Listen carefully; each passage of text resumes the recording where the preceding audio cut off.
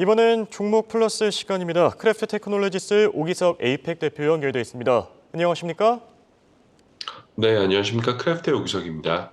네, 지난 7월 말까지만 해도 순탄하던 미국 증시 최근 들어서는 급격히 흔들리는 모습입니다. 지금 피치와 무디스의 신용등급 강등 리스크가 있었고요. 여기에 또 중국 부동산들이 지금 도마 위에 오르면서 투자자들의 심리가 상당히 많이 위축됐는데 이런 하락세 장기화될 가능성 얼마나 됩니까?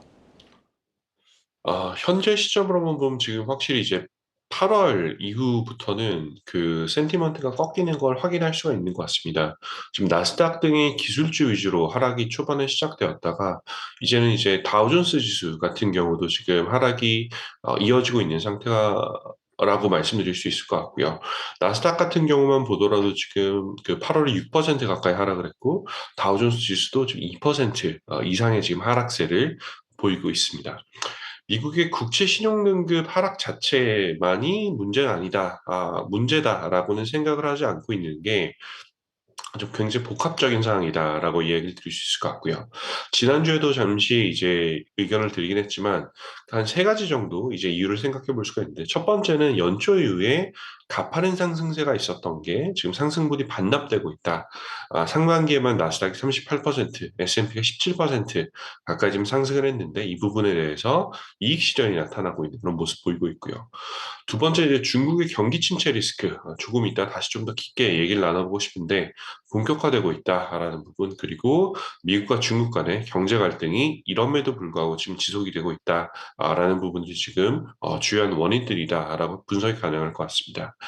지금 작년과 같은 이제 급락세 혹은 하락세가 발생할 가능성 자체는 아직은 낮다라고 판단하고 있지만 지금 고민해 봐야 되는 것 중에 하나가 투자자들이 제일 두려워하는 시장 중에 하나가 2022년에 있었던 것처럼 주식하고 채권이 동시에 하락하는 그런 시장이거든요. 근데 지금 같은 경우가 주식과 채권이 이제 같은 방향으로 좀 움직이고 있다라는 점에서 시장의 우려가 조금 더 가속화되고 있는 그런 모습입니다.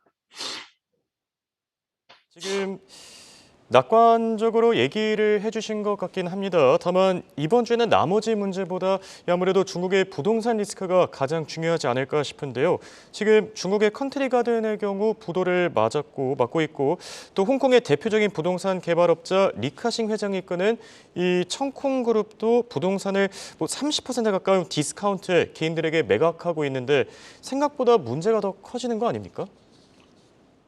네, 맞습니다. 지금 중국의 부동산 상황은 정말 좀 어렵다라고 이제 생각을 합니다. 어렵다라는 게 시장이 안 좋다라는 부분도 있지만 해결 방법 자체도 지금 사실 잘 보이지 않는다라는 게 사실 더 큰 문제가 아닌가라는 생각이 들고요.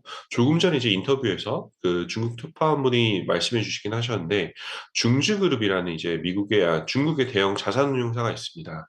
약 1조 위안 가까운 자금을 올리고 있고 지금 182조 원 가까운 규모의 대형 이제 운용사라고 보시면 되는데 부동산 관련한 포지션이 굉장히 많습니다. 이 지금 중주그룹 같은 경우가 투자자들에게 부채 구조조정을 실시하겠다라고 얘기를 했는데 결국은 지금 이제 그 돌려줄 수 있는 돈을 다 돌려주지 못하겠다라는 선언을 갔거든요. 지금 중주그룹 같은 경우는 중국에서 블랙스톤이라고 지금 중국의 블랙스톤이라고 불리는 대규모 이런 자산운용 회사이긴 하지만 중국의 부동산 시장을 지금 침체를 견디지 못하고 지금 투자 상품의 그 지급을 정지하는 등 이제 유동성 굉장히 어려움을 겪고 있는 상태입니다. 중국의 부동산 시장이 사실 좋지 않았던 건 하루 이틀의 문제가 아닌 게 코로나19 이후부터 사실 이제 문제가 좀 시작이 되고 있고요. 지금 올해만 보더라도 1에서 7월 같은 경우 지금 현재 나온 데이터를 봤을 때 중국의 부동산 투자가 전년 동기 대비 한 8.5% 가까이 감소를 하고 있습니다. 굉장히 큰 감소폭이라고 볼 수가 있을 것 같고 또 중국의 70개 주요 도시의 지난달 주택 가격 같은 경우는 그 직전 달보다 0.2% 가까이 내려서 시장 전망치는 원래 한 0.3% 상승할 것이다라고 생각했는데 그보다 훨씬 더 지금 빠르게 하락을 하고 있는 그런 모습입니다. 그래서 지금 부동산 개발업자도 지금 디폴트가 나오고 있고 또 신탁업자, 지금 신탁회사, 중주그룹 같은 신탁회사에서도 지금 부실이 발생할 수 있다라는 이런 우려에 좀 굉장히 복합적인 상황이다라고 이제 평가를 할 수 있을 것 같고요. 블룸버그에서는 지금 얘기하기를 중국이 이미 경기 침체로 어려움을 겪고 있는 상황에서 대기업들이 지금 채무 불이행까지 나오게 된다라는 이야기들이 나오고 있어서 시진핑 정부로서는 이보다 더 나쁜 타이밍이 없다라는 말까지도 지금 나오는 판국이 되고 있습니다. 여기에 사실 시장을 좀 더 불안하게 하는 요소 중에 하나가 예전 같았으면 사실 이 정도 상황이 발생하기 전에 중국 정부의 개입이 있었을 것이다라는 이야기들이 있는데 현재로서는 사실 중국 정부의 발언들을 종합해 보면 굉장히 조심스러운 접근을 보이고 있거든요. 그래서 앞으로 어쩌면 중국이 대규모 경기 부양책을 꺼내지 않는가, 왜 꺼내지 않는가라는 이런 지금 불안감들이 지금 공존을 하고 있는데 개인적인 견해로는 사실 저는 시간의 문제라고는 생각을 합니다. 부동산 문제 같은 경우는 뭐 형태를 떠나서 모든 정부가 간과할 수 없는 문제이거든요. 모든 이제 국민과 이제 관련된 문제이기 때문에 다만 이제 현재로서는 중국 정부의 극적인 대응이 나오고 있지는 않지만 상황이 더 나빠진다면 정부에서도 사실 이제 손을 놓고 있을 수는 없는 문제다라고 봅니다. 네, 말씀하신 대로 상황이 더 악화된다면은 개입이 있겠지만 지금 당장은 우선 기다릴 수밖에 없거든요. 자, 중국 이외의 시장으로 전염될 가능성, 이 부분은 어떻게 보십니까?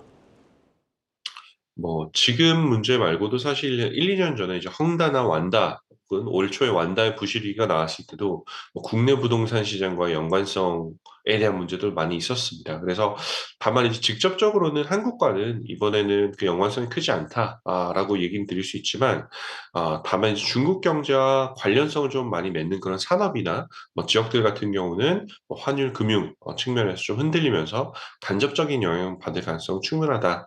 라는 생각을 할 수 있을 것 같고요. 지금 국내 부동산 시장 자체는 지금 뭐 중국과는 다르게 사실 지금 다시 반등하는 그런 모습 보이고 있지만 이제 전반적으로 글로벌 시장, 지금 사실 미국도 그렇게 부동산 시장이 좋은 편이 아니기 때문에 미국, 중국이 부동산 타격을 받는다라고 하면 한국 같은 경우도 저희만 한국만 피해가기는 또 어려운 상황이 되지 않을까라는 생각도 좀 해보고 있습니다. 지금 월가의 베테랑 투자 전략가 중에 굉장히 유명하신 분 중에 한 분이 이제 데이빌 로치라는 분이 있는데 이분 같은 경우는 시장이 미국 같은 경우 봤을 때 단기적으로 뭐 20% 가까운 수준의 조정이 발생할 가능성이 있다라고 최근에 경고를 하고 나오고 있는데 이분의 논리 중에 하나는 지정학적 위험이 지금 복잡하게 지금 번져나가고 있고 또 매크로 환경 같은 경우도 상반기에는 좋았지만 하반기에는 오히려 좋은 그런 시그널들이 많이 보이지 않을 수도 있다라는 이야기들이 나오면서 분석이 나오면서 이제 투자자들이 이러한 악재들을 이제 인식하는 순간 이제 조정이 좀 시작이 되지 않겠냐라는 이런 경고를 하고 계시고요. 또 추가로 이제 그분 데이빌 로치가 그 이야기하시는 부분 중에 하나가 중국 정부 같은 경우가 과거에 이제 성장주의 논리에 매몰이 돼서 지금 이제 성장이 예전보다 훨씬 더 떨어지는 이런 구간을 겪어보지 못했는데 이 구간에서 적절한 대응을 하지 못하는 이제 그런 위험이 있다라는 그런 시나리오를 좀 경고하고 나서고 있습니다. 네, 그렇다면 결론을 맺어보겠습니다. 크래프트 테크놀로지스의 AI 모델, 현재 시장의 위험도를 어느 정도 책정하고 있습니까? 네, 지난주에도 한번 테스트해 보긴 했지만, 현재 시점에서는 절대적인 수준으로는 위험도를 많이 높이진 않았습니다. 지금 과거 한 10주 동안 거의 위험도를 0으로 놨었던 게 지금은 다시 조금 올라와서 한 10 정도까지 상승했거든요. 어떤 얘기냐면, 미국 주식 투자하는 예산 중에 한 10%는 조금 현금성 자산으로 빼놓아라, 라는 이런 것을 의미를 합니다. 지금 차트를 보시면 실리콘밸리 은행 영업정지에는 해당 지수가 뭐 60에서 70까지 상승했었거든요. 지금은 아직은 굉장히 소폭의 상승세만 보이고 있기 때문에 그 절대적인 위험 수준은 아직은 높지 않다라고 우선은 말씀드릴 수 있을 것 같지만 사실 다음 주에 신규 이제 지표가 발생될 때는 발표될 때는 어느 정도 수준까지 올라갈지는 한번 다시 좀 체크는 해봐야 되는 상황입니다. 지금 저희 AI 모델이 그 절대적인 수준의 위험 높지 않지만 단기적으로는 유의해야 된다라고 하는 주요 원인 중에 하나가 현재 보면은 이제 원자재 가격하고 변동성 이 주요 원인이 되고 있거든요. 특히 이제 원유 같은 경우가 어느새 뭐 그 80불 이상 특히 이제 브렌트 같은 경우는 84불, 85불까지 올라온 그런 상황이어서 이 부분에서 지금 인플레이션이 상대적으로 혹은 이제 어쩌면 조금 더 지속적으로 견조하게 유지될 가능성이 있다. 인플레이션 하락이 일어나는 속도가 둔화될 수 있다라는 그런 가능성을 시사하는 이런 데이터들이 지금 나오고 있습니다. 이렇기 때문에 지금 최근에 이제 미국 국채 금리 같은 경우도 10년물 기준으로 어제 4.29%까지 상승하고 있고, 그리고 이제 장기채 금리 같은 경우도 지금 4.4, 4.5까지 상승하고 있는데, 이 정도 레벨 같은 경우는 과거 이제 한 2, 3년 정도 데이터를 보게 되면 주식시장에 충분히 부담을 줄 수 있는 이제 그런 수준까지 지금 국채 금리가 올라온 상황입니다. 그래서 이 부분에 대해서도 투자자분들이 좀 지속적으로 이제 유의를 기울일 필요가 있을 것 같습니다. 지금까지 홍콩에서 크랩테크놀로지스의 우기석이었습니다.